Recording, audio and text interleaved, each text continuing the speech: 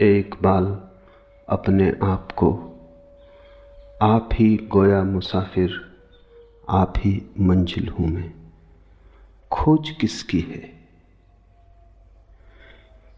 किसी और की नहीं, अपनी ही।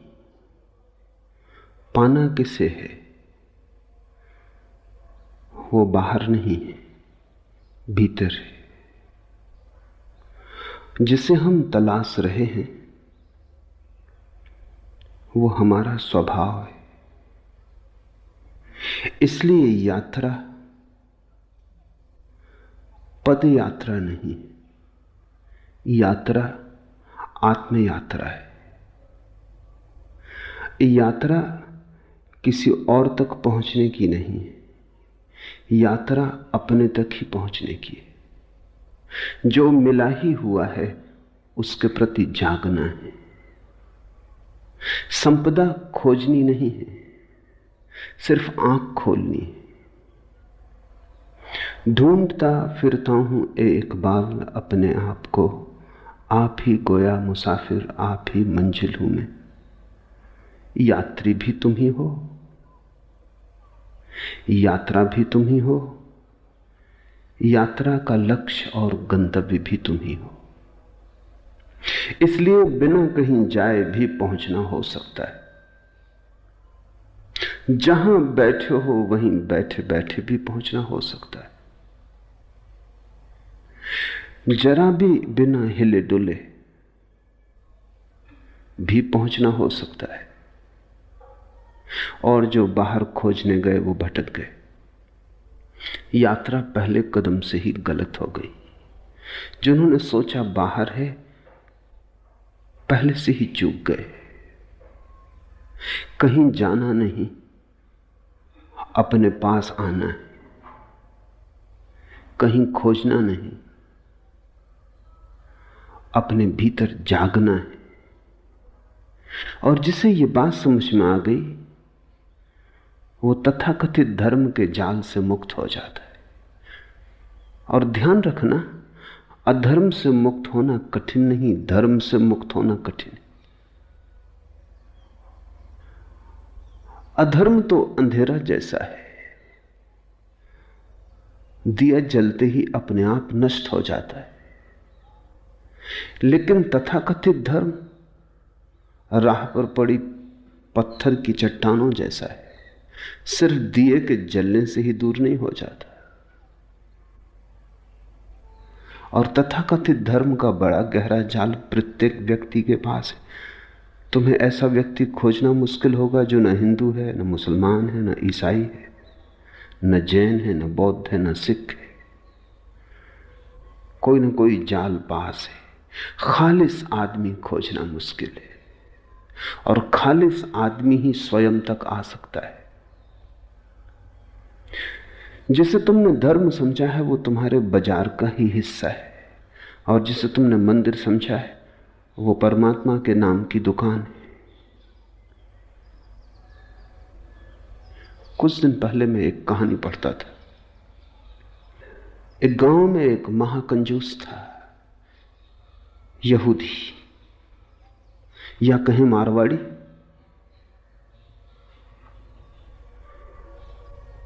उसने कभी एक पैसा दान न दिया। गांव में भिखारी भी उसके घर की तरफ नहीं जाते थे। अगर कोई नया भिखारी उसके घर की तरफ जाता तो लोग समझ जाते कि नया भिखारी। जिसको थोड़ा भी पता है वो कभी भीख मांगने उसके द्वार पर न जाएगा। उसने कभी दिया ही नहीं। वो भिखारी से भी कुछ छीन सकता था, देना उसकी आदत न थी। लेकिन एक दिन वो गांव के धर्मगुरु के द्वार पर पहुंचा, यहूदी धर्मगुरु, और उसने कहा कि आज मेरे लिए कुछ प्रार्थना करनी होगी। धर्मगुरु ने सोचा कि अब प्रार्थना करवाने आया है तो कुछ दान करवा लेने का मौका है।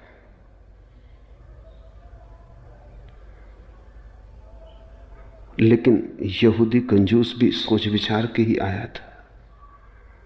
पूछा धर्मगुरु ने क्या प्रार्थना करनी है। उस कंजूस ने कहा कि मेरी पत्नी बीमार पड़ी है, मर जाए, ये प्रार्थना करनी। धर्मगुरु ने कहा दान क्या दोगे? उस कंजूस ने कहा कि जीवन अगर मांगता तब तो दान मांगना उचित भी था। मौत मांग रहा हूं, इसके लिए भी दान देना पड़ेगा। कुछ तो संकोच करो। वो मौत मांगते संकोच नहीं कर रहा है। कुछ तो थोड़ा ख्याल करो, कुछ तो दया करो। धर्मगुरु ने देखा कि इतना आसान नहीं है मामला। उसने कहा कुछ भी हो, मौत हो कि जीवन हो, प्रार्थना तो तभी हम करेंगे जब कुछ दान हो। तो उसने कहा अच्छा 1 रुपया दे देंगे। बहुत धर्मगुरु ने जोर डाला तो उसने कहा 2 रुपया दे देंगे। ऐसे कुछ बात बनती ना दिखी तो धर्मगुरु ने कहा सुनो, मौत की प्रार्थना की नहीं जा सकती। कोई उल्लेख ही नहीं है शास्त्र में कि किसी की मौत के लिए प्रार्थना कभी की गई हो। परमात्मा से लोग जीवन की प्रार्थना करते हैं, मौत की नहीं। तुम मुझे क्षमा करो, ये काम मुझसे ना हो सकेगा। धर्मगुरु ने कहा छोड़ो भी ये बातें कानूनी, 5 रुपए दे सकता हूं। धर्मगुरु बोला कि नहीं, ये हो ही नहीं सकता, प्रार्थना तो जीवन की ही हो सकती है। लेकिन एक तरकीब तुम्हें मैं बता देता हूं, क्योंकि कानून में सब जगह तरकीब तो होती ही है। शास्त्रों में ऐसा कहा है कि अगर कोई आदमी मंदिर को दान का वचन दे और 3 महीने के भीतर दान न दे तो उसकी पत्नी मर जाती, दंड स्वरूप। तो तुम दान की घोषणा कर दो, देने की तो कोई जरूरत ही नहीं है, पत्नी 3 महीने के भीतर मर जाएगी। तो उस महाकंजूस ने कहा जब देना ही नहीं है तो उसने कहा तब ठीक है, तब 1 लाख रुपया दान दे देंगे। जब देना ही नहीं है, धर्मगुरु ने कहा जब देना ही नहीं तो क्या लाख, क्या 10 लाख? अरे 10 लाख ही कह दो। थोड़ा सा खुशाया, क्योंकि कल्पना में भी देना कष्टकर मालूम होता है। उसने कहा 10 लाख ज्यादा हो जाएंगे। पर धर्मगुरु ने कहा जब देना ही नहीं है तो जैसा एक वैसा 10 लाख। वो बड़े बेमन से राजी हुआ, लौट गया घर। पत्नी मरी तो नहीं, बीमार थी, ठीक हो गई। वो बड़ा चकित हुआ। 3 महीने पूरे हुए, वो वापस आया। उसने कहा कि तो नियम काम नहीं किया।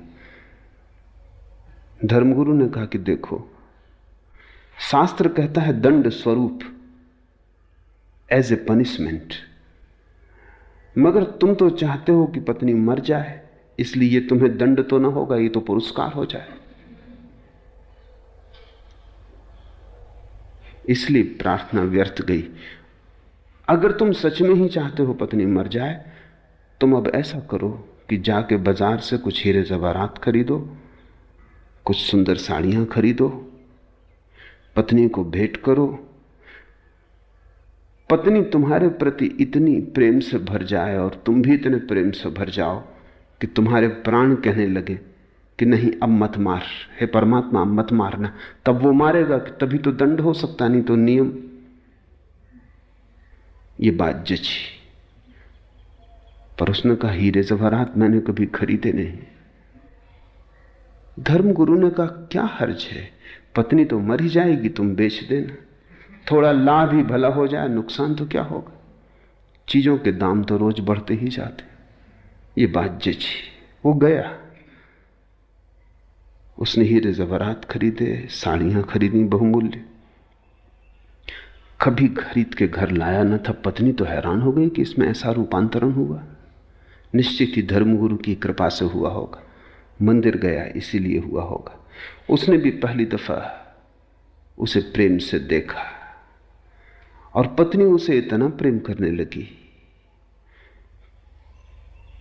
कि उस कंजूस को भी पहली दफा एहसास हुआ कि पत्नी तो बड़ी अनूठी है, मैं नाहक ही इसके मरने की प्रार्थना करता था।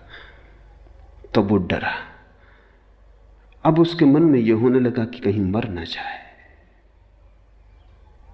और 3 महीने करीब होने के पास आ रहे थे और पत्नी बीमार पड़ गई, तो घबराया हुआ पहुंचा धर्मगुरु के पास।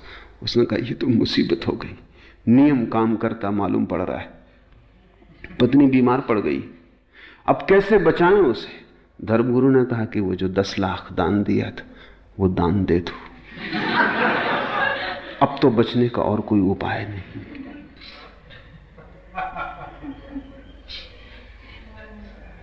जिनको तुम मंदिर कह रहे हो वो तुम्हारे ही दुकान के आसपास बड़ी दुकानें,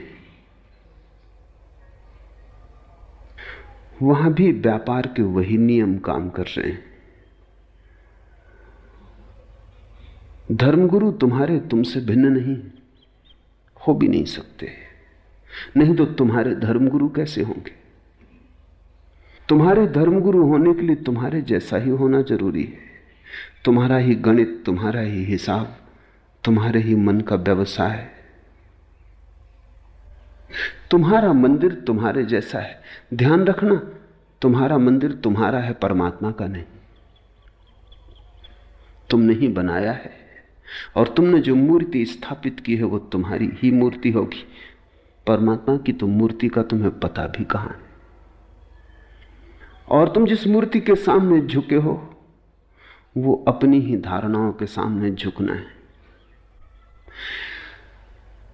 परमात्मा की कोई मूर्ति बनानी जरूरी नहीं, क्योंकि वो तो तुम में मूर्तिमान हुआ है। तुम्हें कहीं बाहर झुकने का सवाल नहीं, भीतर झुकने की कला आ जाए। ध्यान रखना, किसी के सामने भी झुकने का सवाल नहीं है, बस झुकने की कला आ जाए, झुकना तुम्हारा स्वभाव बन जाए। जिस दिन भी तुम भीतर झुकोगे तुम पाओगे मंदिर के सामने खड़े हो। जिस दिन भी भीतर तुम्हारी अकल टूटेगी, अहंकार गिरेगा, तुम पाओगे ये चिन्मय मंदिर तो सदा से भीतर था, मैं मृण्मय मंदिरों में खोजता था, आदमी के बनाए घरों में पुकार रहा था, और जिसे मैं खोज रहा था वो मेरे भीतर सदा मौजूद था। ढूंढता फिरता हूं एक बाल अपने आप को, आप ही गोया मुसाफिर, आप ही मंजिल हूं मैं। तुम ही हो भगवान और तुम ही हो भक्त, तुम ही हो पूजा पुजारी पूज्य। और जब तक तुम्हें यह बात स्मरण ना आ जाए तब तक तुम भटकते ही रहोगे। इसलिए बुद्ध न तो परमात्मा की बात करते हैं न प्रार्थना की बात करते हैं, बुद्ध केवल ध्यान की बात करते हैं। अब प्रमाद में मत लगे रहो, काम रति का गुणगान मत करो। प्रमाद रहित व ध्यान में लगा पुरुष विपुल सुख को प्राप्त होता है। एक एक शब्द समझ लेने जैसा है। प्रमाद में मत लगे रहो। जैसे तुम जी रहे हो वो जीवन प्रमाद का है, प्रमाद का अर्थात मूर्छा का, वो जीवन तंद्रा का है। कभी कभी तुम भी जागते हो तो तुम्हें भी लगता है तुम व्यर्थ ही जी रहे हो। ऐसा आदमी खोजना मुश्किल है जिसे कभी कभी झलक ना आती हो कि मैं क्या व्यर्थ जी रहा हूं। किसी दिन सुबह उठ के ऐसा लगता हो क्या सार है इसमें। रोज उठता हूं, रोज जागता हूं, दौड़ता हूं, बाजार है, दौड़ धूप है, आपाधापी है, कमाना है, सांझ फिर सो जाना है, फिर सुबह उठाना। सुबह होती, शाम होती, उम्र यूं ही तमाम होती, लेकिन किस लिए? क्या प्रयोजन है इस सब का? एक दिन ऐसे ही दौड़ते दौड़ते राह में गिर जाऊंगा, धूल धूल से मिल जाएगी। क्या परिणाम होगा इस सब यात्रा का? और तुम कोई पहले नहीं हो। तुम जिस धूल पर चल रहे हो वो न मालूम कितने लोगों को अपने में समा चुकी। तुम जिसे रास्ता कहते हो वहां कितने लोगों का मरघट नहीं बन गया है। थोड़े गौर से अपनी चारों तरफ देखो तो दिखाई पड़ेगा आग बुझी हुई इधर, टूटी हुई तनाव उधर, क्या खबर इस मुकाम से गुजरे हैं कितने कारवां। जरा गौर से देखो अपने चारों तरफ, आग बुझी हुई इधर, टूटी हुई तनाव उधर, कितने खंडहर पड़े। कहीं आग बुझी पड़ी है, जैसे किसी ने कभी जल्दी थोड़े ही समय पहले रोटी बनाई हो, चीजें टूटी फूटी पड़ी हैं। कोई गुजरा है, क्या खबर इस मुकाम से गुजरे हैं कितने कारवां। कितने लोग, कितने यात्री इस मुकाम से गुजर चुके और खो गए, उनका कोई चिन्ह भी खोजे नहीं मिलता। ऐसे ही तुम भी खो जाओगे। ये बोध सभी को कभी ना कभी पकड़ लेता है, लेकिन तुम इसे झुठला देते हो, तुम अपने को संभाल लेते हो। तुम्हारा संभालने का मतलब क्या है? तुम अपने को संभलने नहीं देते। जब कभी संभलने का क्षण आता है, तुम फिर अपने पुराने ढांचे में लग जाते हो। दौड़ के दुकान पे पहुंच जाते हो, या रेडियो खोल लेते हो, या अखबार पढ़ने लगते हो, या किसी से बातचीत करने में लग जाते हो। घबराहट होती है कि ये क्षण खतरनाक हो सकते, क्योंकि इन्हीं क्षणों में वैराग्य जन्मता है, इन्हीं क्षणों में सन्यास का जन्म होता है। तुम यहां वहां उलझा लेते हो ताकि ये खतरनाक बातें तुम्हें दिखाई ना पड़े। तुम किसी झूठ में तल्लीन हो जाते हो। सत्य अगर जगाने को तुम्हारे पास भी आता है तो तुम करवट ले लेते हो, फिर नई नींद में खो जाते हो। ऐसा आदमी तो खोजना ही मुश्किल है जिसको कभी ना कभी ये दिखाई ना पड़ता हो ये सब व्यर्थ है जो मैं कर रहा हूं। लेकिन फिर भी आदमी वही किए चला जाता है जो व्यर्थ दिखाई पड़ता है। प्रकाश के किन्हीं क्षणों में, ज्योतिर्मय चैतन्य की किसी अवस्था में, जब सब व्यर्थ दिखाई पड़ता है, तब फिर तुम कैसे अंधेरे में उतर आते हो बार बार। इसे बुद्ध प्रमाद कहते। प्रमाद का अर्थ है जानते हो, फिर भी जो जानते हो उसके विपरीत जीते हो। जानते हो आग में हाथ डालने से हाथ जलेगा, फिर डालते हो। पुराने घाव भी नहीं मिट पाते हो, फिर हाथ डाल देते हो। निश्चित ही तुम होश में नहीं हो सकते, बेहोश हो, कोई बड़ी गहरी तंद्रा में जी रहे हो। प्रमाद में मत लगे रहो। ये जो कभी कभी प्रकाश के क्षण तुम्हारे जीवन में आते हैं, इनको सहारा दो, सहयोग दो, इनको घना करो, इनको पुकारो, इनकी प्रार्थना करो, इनका स्वागत करो, इनको संभालो अपने भीतर, इनको संजो, क्योंकि इनसे बड़ी कोई संपदा नहीं। और अगर तुम इनके साथ सहयोग करो, स्वागत करो, इन्हें स्वीकार करो, अंगीकार करो, तो ये क्षण बढ़ते जाएंगे। इन क्षणों के बढ़ते जाने का नाम ही ध्यान है। ध्यान का अर्थ है जागा हुआ चित्त, प्रमाद का अर्थ है सोया हुआ चित्त। इसलिए बुद्ध और महावीर ध्यान के लिए अप्रमाद शब्द का प्रयोग करते हैं। प्रमाद में मत लगे रहो, काफी लगे रहे हो, और तुम हजार बहाने खोज लेते हो लगे रहने के। तुम कहते हो अभी अभी बच्चे बड़े हो रहे, तुम कहते हो अभी तो महत्वाकांक्षा के दिन है, थोड़ा और कमा लूं। तुम कहते हो अभी तो जवान हूं, ये धर्म और वैराग्य ये तो बुढ़ापे की बातें।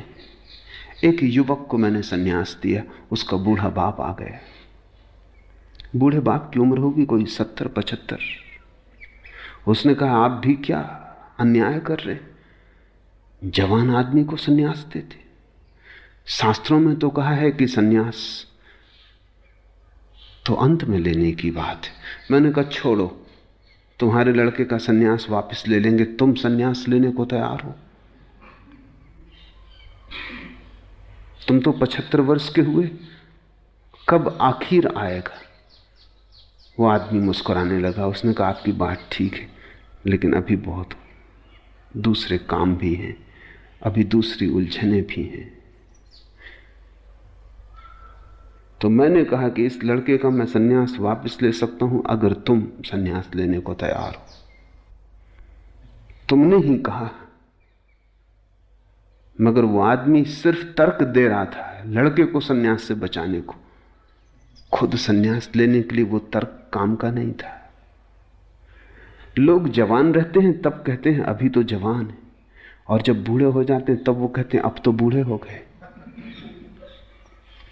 जब कश्ती साबितो सालिम थी, साहिल की तमन्ना किसको थी? अब ऐसी शिकस्ता कश्ती पर साहिल की तमन्ना कौन करे? जब नाव जवान थी, जब कश्ती साबितो सालिम थी, साहिल की तमन्ना किसको थी? तब कौन फिक्र करता था किनारे की? कौन आकांक्षा करता था किनारे की? तब तो तूफानों से जूझ लेने का मन था। जब कश्ती साबितो सालिम थी, साहिल की तमन्ना किसको थी? अब ऐसी शिकस्ता कश्ती पर अब बुढ़ापा आ गया, अब नाव जरा जीर्ण हो गई। अब ऐसी शिकस्ता कश्ती पर साहिल की तमन्ना कौन करे? प्रमाद से भरा चित्त अपने सोने के लिए उपाय ही खोजता रहता है। जवान हो तब कहता है अभी जवान है, बूढ़ा हो जाए तो कहता है अब बूढ़े हो गए, अब क्या कर सकेंगे। बच्चे बच्चे हैं, कैसे संन्यास्त हो जाएं। जवान जवान हैं, अभी तो जिनकी बहुत शेष है। बूढ़े बूढ़े हो गए, अब तो कुछ शेष ही ना रहा। तुम प्रमाद के लिए तर्क खोजते हो। प्रमाद को जो तर्क सहारा देता है उसी को शास्त्रों ने कुतर्क कहा है। प्रमाद से जो जगाता है उसी तर्क को शास्त्रों ने सुतर्क कहा है। जो तर्क तुम्हें नींद में डुबाए रखता है वो आत्मघाती है, वो जहर है। उसमें दबे दबे तुम मर जाओगे। उसमें बहुत मर चुके हैं। तर्क का उपयोग अपने को जगाने के लिए करना। जैसे जैसे तुम जागने के लिए थोड़ा रास्ता बनाओगे, तुम पाओगे जागृति के और क्षण आने लगे। तुम जितना जितना जागृति के लिए उत्सुक होने लगोगे, प्रतीक्षा करने लगोगे, उतने ज्यादा क्षण आने लगेंगे। जिसे तुम चाहते हो वो आ ही जाता है। बुद्ध का एक बहुत अनूठा वचन है कि आकांक्षा सोच विचार के करना, क्योंकि आकांक्षाएं पूरी हो जाती। जिसे तुम चाहते हो वो आ ही जाता है, देर अबेर। आकांक्षा सोच समझ के करना। अगर धन मांगा धन आ जाएगा, एक दिन आ ही जाएगा। अगर पद मांगा पद आ जाएगा, एक दिन आ ही जाएगा। क्योंकि आदमी जो चाहता है धीरे धीरे उस तरफ खिंचता चला जाता है। जिसकी आकांक्षा होती है उसका प्रयास भी होने लगता है। जिसका प्रयास होता है उसकी प्राप्ति भी होने लगती है। सोच के मांगना, क्योंकि जो मांगा है वो मिल जाता है। विचार के मांगना, नहीं तो पछताओगे, नहीं तो रोओगे। क्योंकि इतने दिन मांगने में गए, इतने दिन जो मांगा उसको इकट्ठा करने में गए, अब वो मिल गया और कुछ भी नहीं मिला। कुछ और मांग लिया होता। प्रमाद में मत लगे रहो। पूरी जिंदगी जिसे तुम जिंदगी कहते हो एक गहरी नींद है, जिसमें तुम करते बहुत हो, होता कुछ भी नहीं, चलते बहुत हो, पहुंचते कहीं भी नहीं, जिसमें तुम सिर्फ मरते हो, जीते नहीं। कामरति का मत गुणगान करो, मत गुणगान करो वासना का। क्योंकि जितना तुम गुणगान करते हो अपने ही गुणगान से प्रभावित होते चले जाते हो। आदमी आत्म सम्मोहन में गिरता है। तुमने कभी सोचा तुम जिस चीज का गुणगान करते हो वही चीज तुम्हारे मन में समाने लगती। गुणगान तुम्हारा ही तुम ही को प्रभावित कर जाता है। बुद्ध और महावीर दोनों ने कहा है काम कथा मत सुनो। लेकिन काम कथा ही लोग देखते हैं, सुनते हैं। फिल्म हो कि रेडियो हो कि किताब हो कि उपन्यास हो कि कविता हो, लोग काम कथा ही सुनते और पढ़ते हैं, और फिर जब काम वासना जोर से पकड़ती है घबराते, तब कहते हैं ये तो बड़ा मुश्किल है, इससे छुटकारा कैसे हो। उसी को आरोपित करते, उसी को सींचते, उसी को संभालते, और जब संभल जाती है और जब सारे जीवन को जकड़ लेती तो फिर चिल्लाते हैं, चीखते हैं कि इससे छुटकारा कैसे हो। काम वासना वस्तुतः कुछ भी नहीं, सम्मोहन है। और जिस चीज के प्रति भी तुम सम्मोहित होते चले जाओ, सम्मोहित का अर्थ है जिसका भी तुम सुझाव अपने को देते चले जाओ, वही चीज रसपूर्ण हो जाती। रस आदमी स्वयं डालता है, रस वस्तुओं में नहीं, तुम डालते हो। इसलिए प्रत्येक संस्कृति, प्रत्येक सभ्यता अलग अलग तरह की चीजों में उत्सुक हो जाती, पर जिसमें उत्सुक हो जाती उसी में सौंदर्य और काम वासना का जन्म हो जाता है। हजारों संस्कृतियां जमीन पर रही, उन्होंने अलग अलग चीजों में सौंदर्य देख लिया है। जिसमें सौंदर्य देखना चाहा है वहीं दिखाई पड़ गया है। बुद्ध कहते हैं कामरति का मत गुणगान करो, रुको, सोचो, क्योंकि जिस चीज का भी तुम गुणगान करोगे तुम उस तरफ अनजाने आकर्षित होते चले जाओगे। आदमी अपनी ही बातों से प्रभावित हो जाता है। तुमने कभी देखा रास्ते में अंधेरे में किसी गले कूचे से गुजरते हो, अकेले हो, डरते हो, गीत गुनगुनाने लगते हो या सीटी बजाने लगते हो? क्या फायदा सीटी बजाने से? तुम्हारी सीटी है कोई, इससे कुछ सार तो ना हो जाएगा। लेकिन अपनी ही सीटी की आवाज सुन के हिम्मत बढ़ जाती, जैसे कि अकेले नहीं हो। गाना गुनगुनाने लगते हो, अपने ही गाने की गर्मी शरीर में आ जाती, लगता है जैसे अकेले नहीं हो।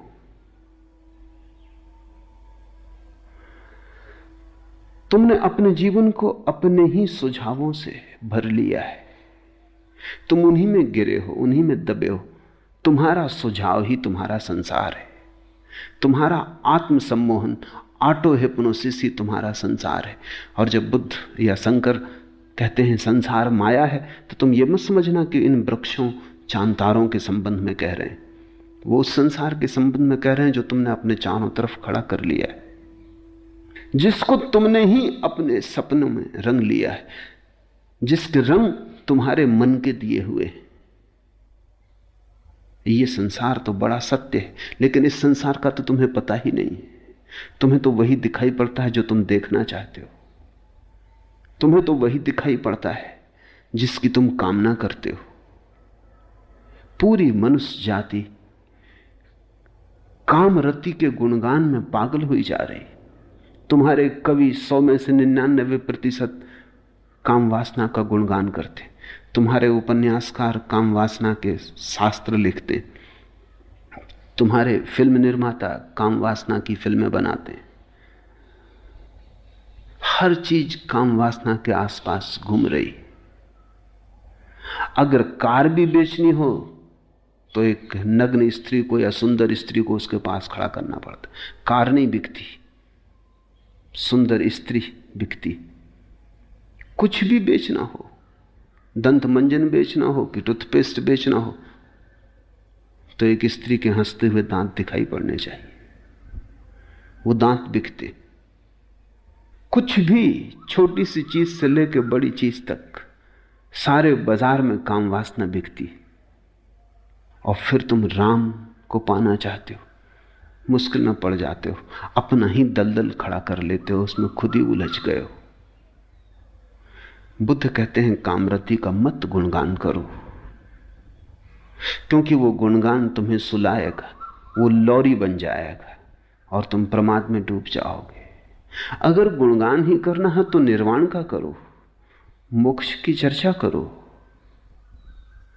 अगर गुणगान ही करना है तो सत्य का करो, सपनों का नहीं। लेकिन सत्य को सुनने को कौन आता है? सत्य का गुणगान सुनने की किसको इच्छा है? सत्य की बात ही सुन के कड़वी लगती, क्योंकि सत्य तुम्हारे सपनों को तोड़ता है। सत्य दुश्मन जैसा मालूम पड़ता है। इसलिए तो बुद्धों को हम पत्थर मारते हैं, जीसस को सूली पे लटका देते हैं, सुकरात को जहर पिला देते हैं।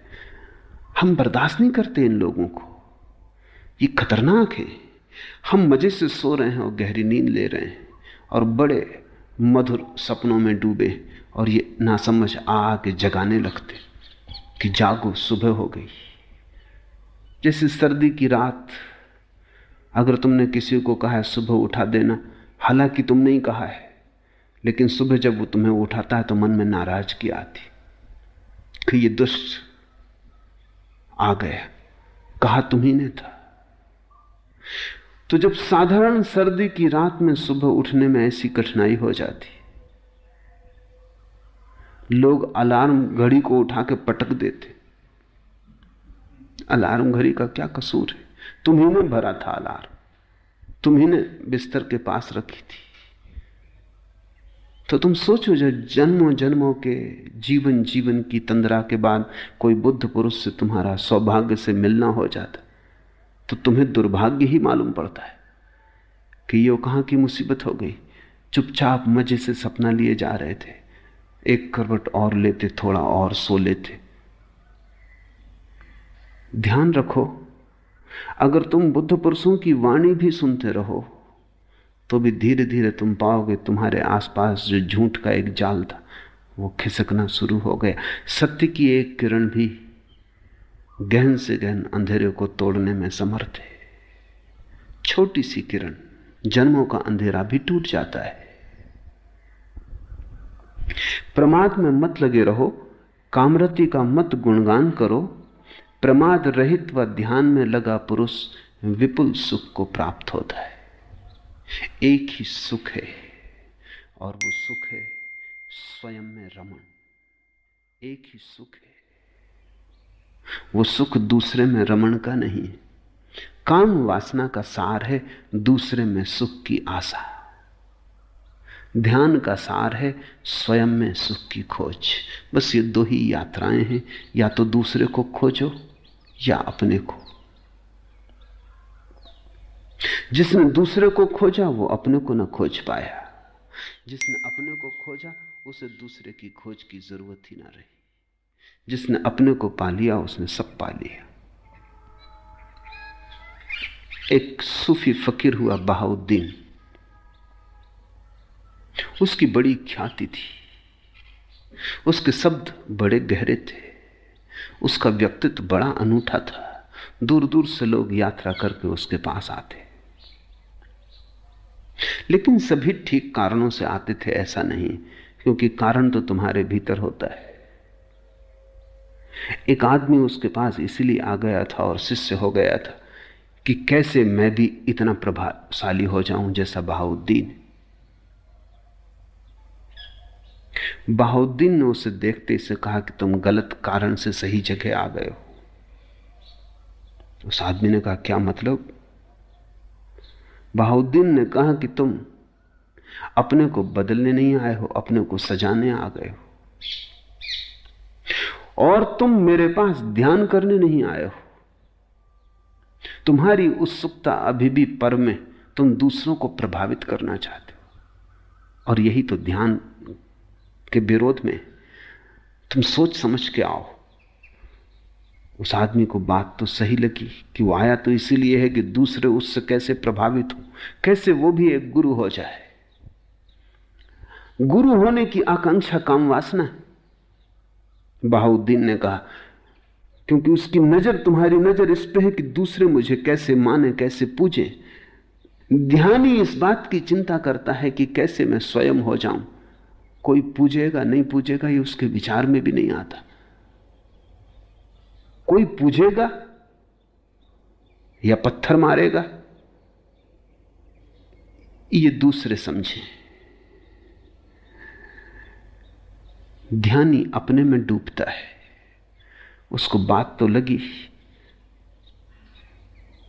अब उसको बहाउद्दीन के सामने आना भी मुश्किल हो गया, तो वो छिप के आने लगा ये देखने की जरूर कोई तरकीब होगी इस आदमी की जिसकी वजह से इतने लोग प्रभावित।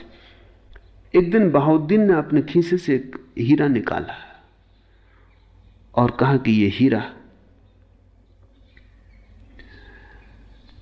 ऐसा ही मूल्यवान है जैसा सत्य मूल्यवान होता है, और यह हीरा बड़ा चमत्कारी है। उस आदमी ने सोचा कि मिल गई बात, इसी हीरे की वजह से यह आदमी इतना प्रभावी है। रात छिप गया वो। जब सब सो गए, वो अंदर गया, खीसे में बहाउद्दीन का हीरा निकाल के भाग खड़ा हुआ। लेकिन हीरा लेके उसने बड़ी कोशिश की, कोई प्रभावित ना हो, हाथ में रख के बैठा रहे, कोई पूजा ना करे। वो बड़ा परेशान हुआ कि मामला क्या है, हीरा तो वही है। ऐसे वर्ष बीत गए। एक दिन बहाउद्दीन उसके द्वार पर आया और उसने कहा कि अब बहुत हो गया, वो हीरा वापस लौटा।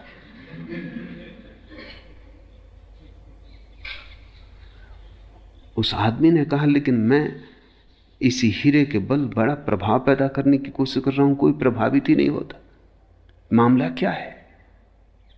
बहाउद्दीन ने कहा, जब तक तू हीरा ना हो जाए तब तक तेरे हाथ में आया हीरा भी पत्थर हो जाए, और तू अगर हीरा हो गया तो तेरे हाथ में आया हुआ पत्थर भी हीरा हो जाता है। तू कब तक बाहर की चीजों में परेशान रहेगा? इस हीरे में कुछ भी नहीं रखा है, तू इसे वापस लौटा दे। उस दिन जानता था कि तू छिपा है, इसलिए हीरा निकाला था ताकि तुझसे छुटकारा हो। जब तू रात निकाल के ले गया जेब से, तब भी मैं जागा था, क्योंकि योगी कहीं सोता है। इसलिए तो मुझे पता है कि हीरा कहां है, और तूने अब काफी दिन प्रयोग कर लिया, अब लौटा दे। और अब तो समझ, बाहर से नजर को भीतर हटा। हीरा मांगने नहीं आया हूं, तुझे बुलाने आया हूं कि अब तुझ में अकल आ जानी चाहिए। जीवन के दो ही ढंग हैं, या तो बाहर का हीरा या भीतर का हीरा। जीवन के दो ही मार्ग हैं, या तो तुम भिखारी की तरह खोजते रहो हाथ फैलाकर भिक्षा पात्र लिए, या तुम सम्राट हो जाओ, अपने भीतर झांको।